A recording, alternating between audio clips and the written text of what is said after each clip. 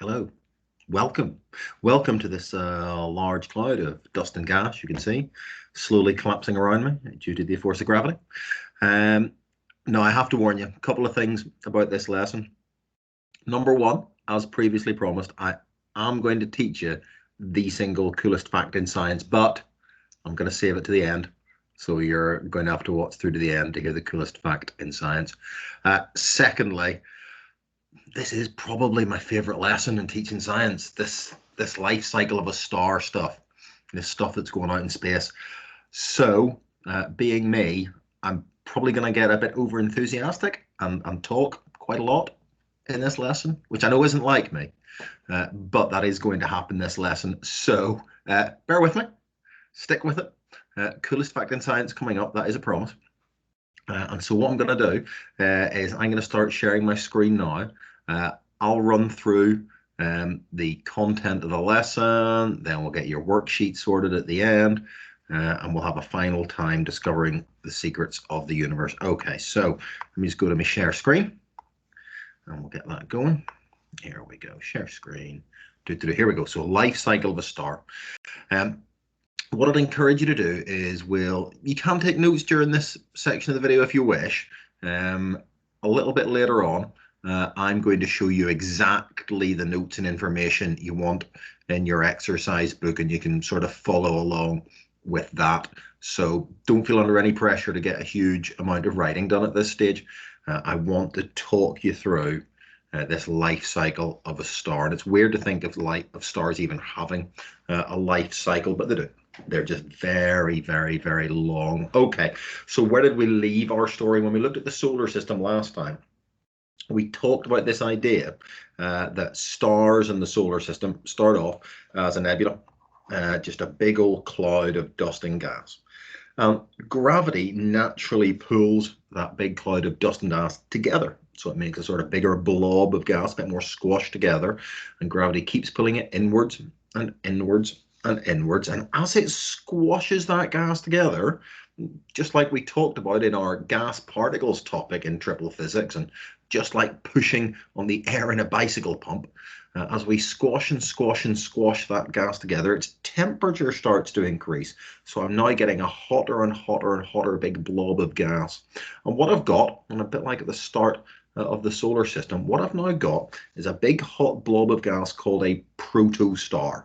So that's our first new word for today's lesson. A big old blob of dust and gas formed from a nebula, mostly hydrogen gas, squashed together, nice and hot, but it's not a star yet. It's a protostar. And some blobs of dust and gas never get beyond this. We've got protostars drifting around the universe, things which never really became fully fledged stars, because in order for it to become a star, fusion needs to start. In other words, the temperature and the pressure in the core and the center of that protostar need to be high enough that the hydrogen nuclei start fusing together to make helium nuclei. And that's when the star starts releasing all its energy, all its heat, light, and other forms of radiation. So I've now got a star. So this really is the start of a star's life. Now, gravity is still trying to squeeze that star smaller and smaller, but at this point, the star stops getting squashed any smaller. What's happened? Well, this is its next big important phase. We'd say that star is now in its main sequence. And in the main sequence, gravity is still pressing inwards, trying to squash that blob of gas together. But now that fusion has started in the center of the star, now there is pressure pushing outwards as well. So the force of gravity pushing inwards is balanced by this pressure from fusion pushing outwards. So now the forces in the star are balanced. It will remain that size for normally a very long time, as long as there is enough hydrogen left there for fusion to keep happening, those stars will stay in the main sequence for billions of years. That's what our sun is doing at the minute. Our sun is a main sequence star. There is fusion going on in there. Hydrogen nuclei are fusing together to form helium nuclei and releasing all that lovely heat and energy from our sun. And it'll stay in that state for, we reckon, about 4.5, 5 billion more years. There's enough hydrogen in there to keep doing fusion for an exceptionally long period of time. And most of the stars you see in the sky are in their main sequence.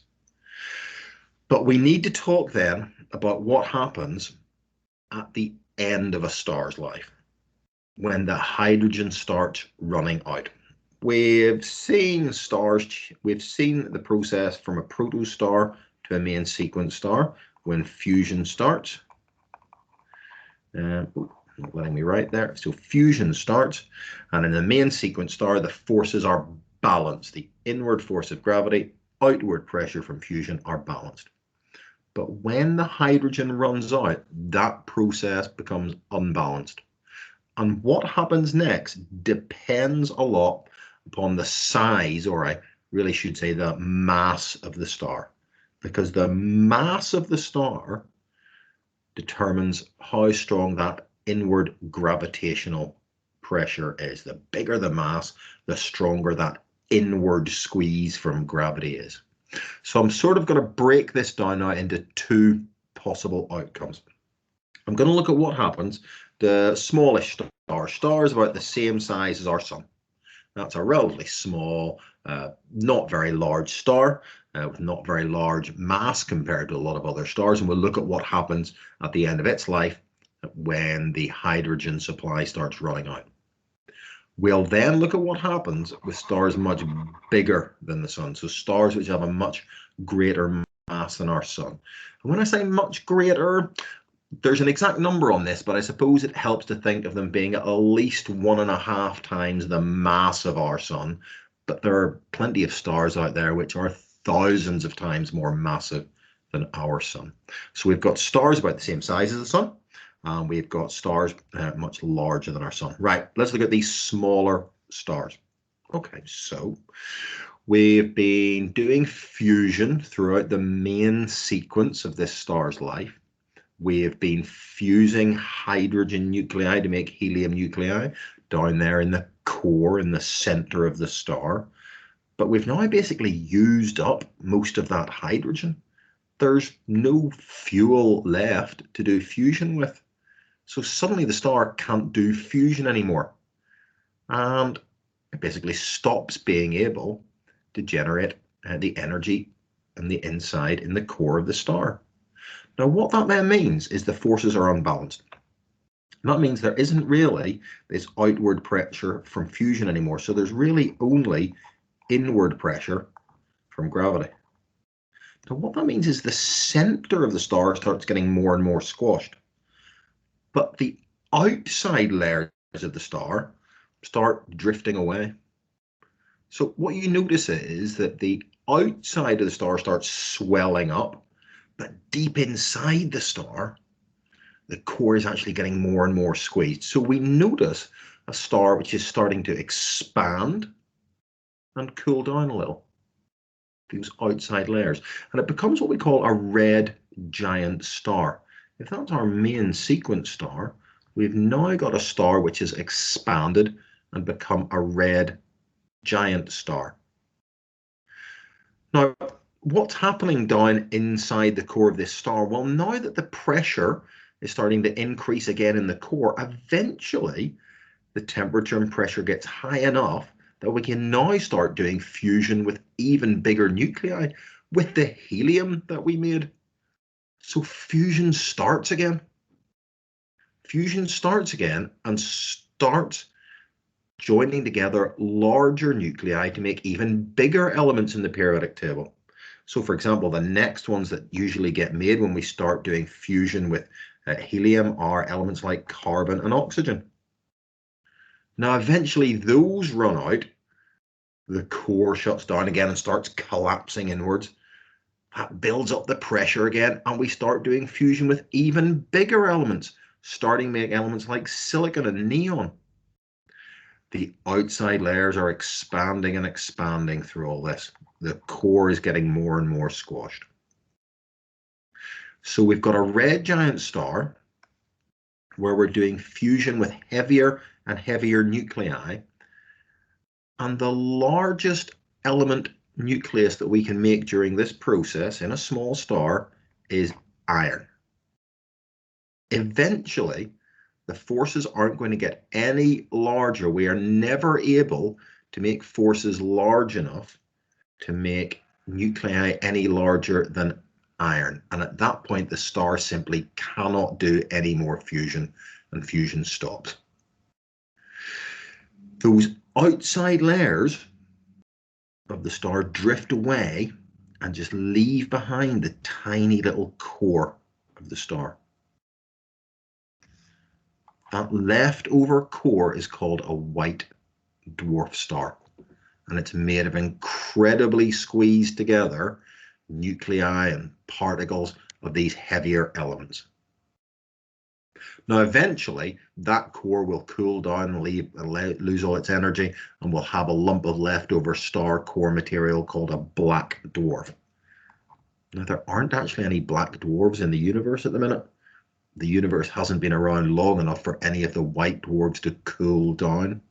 But we know, we can do the sums and calculate that those white dwarf stars will eventually lose all their energy and end up as black dwarf stars. So, taking it from the start, once those smaller stars run out of hydrogen, they start cooling down and expanding, becoming a red giant star.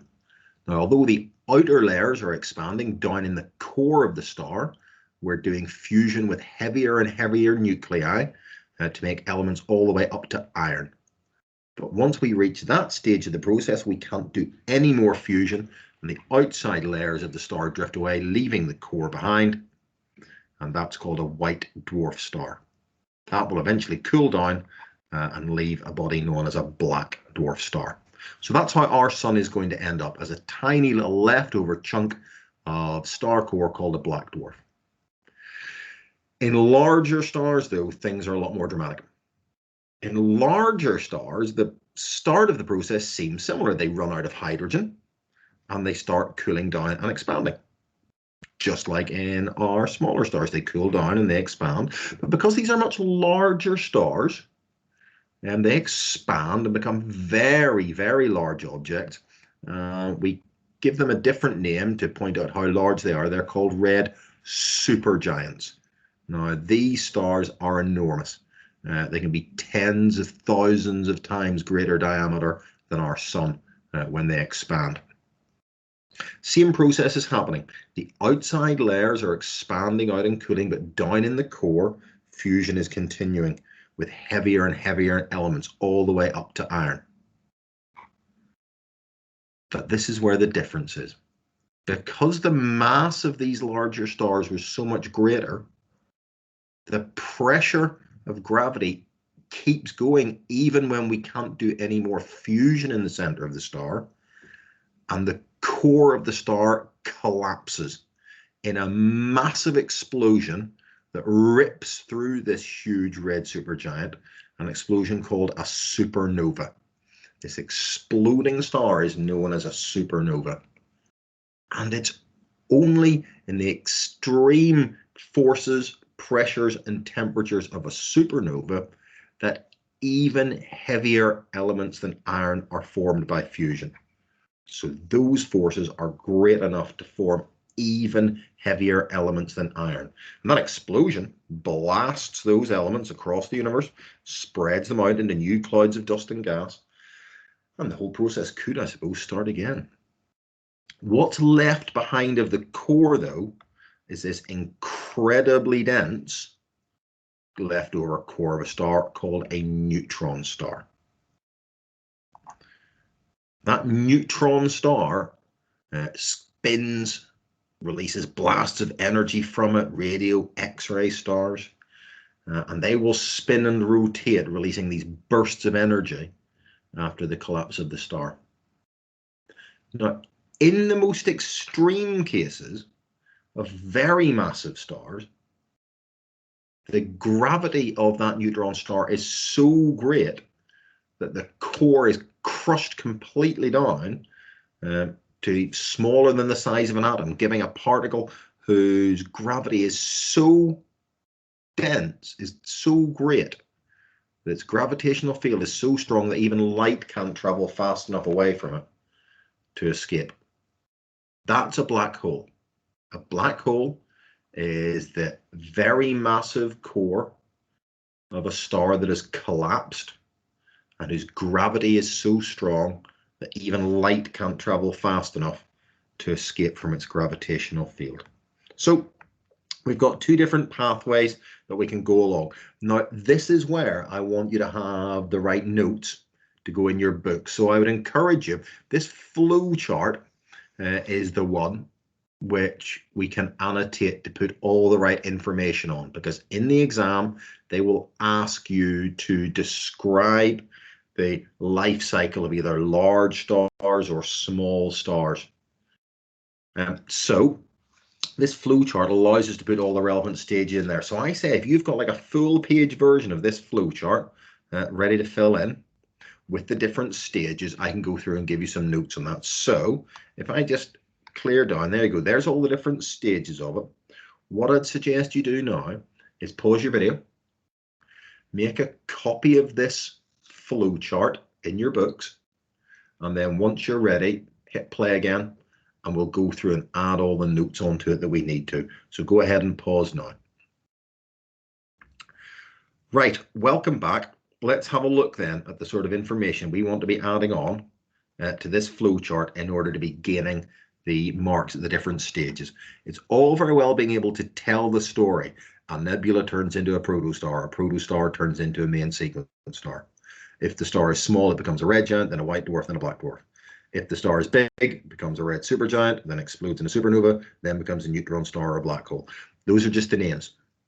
We're going to need to add in the information about what happens at each stage of this process. So what do you need to say happens at each stage to explain what's going on? Okay, well, let's have a look. So what turns a cloud of gas and dust into a nebula? Well, don't forget that gravity pulls that cloud of dust together. So that's the important thing there. So if you're explaining how does a nebula become a protostar? Well, gravity pulls that cloud of dust and gas together. But how does a protostar become a main sequence star? Well, fusion starts. We said that the temperature and the pressure get high enough for fusion to start in the center of that star. And now that star is releasing heat and light and energy. But of course, the other important thing about that stage now is that the forces are balanced. In a main sequence star, we said that the inwards force from gravity was balanced by that outward pressure from fusion. So it will happily sit there being a main sequence star for billions of years. It's only going to leave that stage and start going into the final stages of its life when the hydrogen runs out. So that's what's going to happen to take us into the next stage. So the hydrogen supply runs out. So we can't do any more fusion with hydrogen. So let's have a look. Let's do the same size as the sun, the slightly smaller stars here. The hydrogen's run out, but what happens now? Well, it's going to become a red giant star. The star is cooling and it's expanding. It's become a red giant star. But don't forget, we're still doing fusion, but only up to iron. Up to Fe. So in that red giant phase, fusion is still happening down in the core of the star, but we can only go as far as iron. At that stage, no more fusion can happen in these smaller stars. So the outer layers drift off, and we're left with a white dwarf star. So the outer layers drift away, and we're left with a white dwarf star, and that white dwarf star will just cool down, lose their energy, and we leave behind a black dwarf star. So you can see how you could tell that story. Once the hydrogen supply runs out in a smaller star, the star begins cooling and expanding to become a red giant. In that red giant, fusion continues up to forming iron nuclei, but then fusion stops. The outer layers of the star drift away, leaving behind the core of the star, which is a white dwarf. That white dwarf will eventually cool down and become a black dwarf star. So that's your story told if it says describe the life cycle of a star smaller than or the same size as our sun. Let's look at the other side though. Let's look at these large stars, these stars much bigger than the sun, where the mass of the star is so great that the inward force of gravity is going to be substantially greater. Now, again, it's been a main sequence star for a while. The hydrogen runs out. Again, it cools and expands. We've got this much larger star. Now remember, it's called a red supergiant now. It's a red supergiant, much larger than our sun, cooled and expanded, huge stars. And again, in there, fusion is still happening. And again, we can only do fusion up to iron. So we do fusion up to iron. So actually, those stages are the same. But don't forget, in the very large star, as the pressure on the core increases and increases, that core eventually collapses and explodes.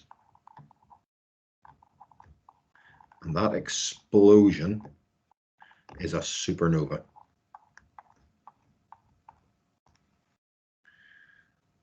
So we've now got the very large star which is exploding a supernova. And the important thing here is we can make elements heavier than iron.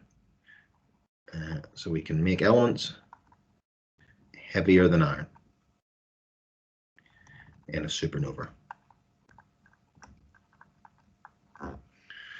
So those are the only places in the universe where the forces are great enough to fuse together those heavier nuclei to form those elements heavier than iron. What's left behind? Well, there's two things that can be left behind.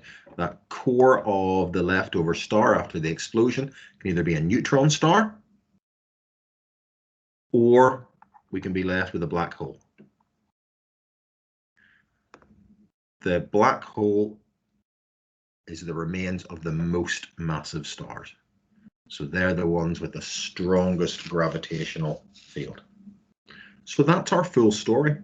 And the trick is, when you're describing these, that you not only name each stage in the right order, but you also give the detail between each stage. So for a very large star, once the hydrogen runs out, the star will cool and expand and become a red supergiant. Fusion in the star continues up to iron, but at that stage, the core collapses and explodes in a supernova. The forces and pressure in that supernova are great enough to form elements heavier than iron. The left behind core is either a neutron star, or if it was massive enough, our black hole is formed.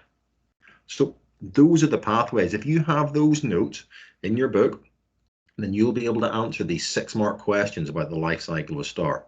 You may want to pause the video now, make sure you've got all my notes if I've been chatting a bit fast, and then hit play again as I take you through to the coolest fact in science. Okay, so welcome back. It is time for the coolest fact in science.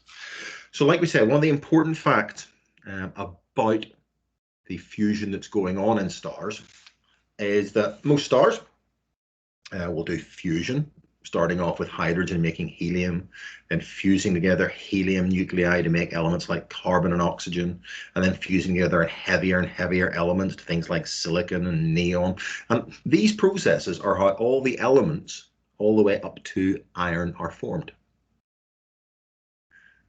Now, we said that any element heavier than iron, element number 26 in the periodic table, can only have been formed with the forces in a supernova.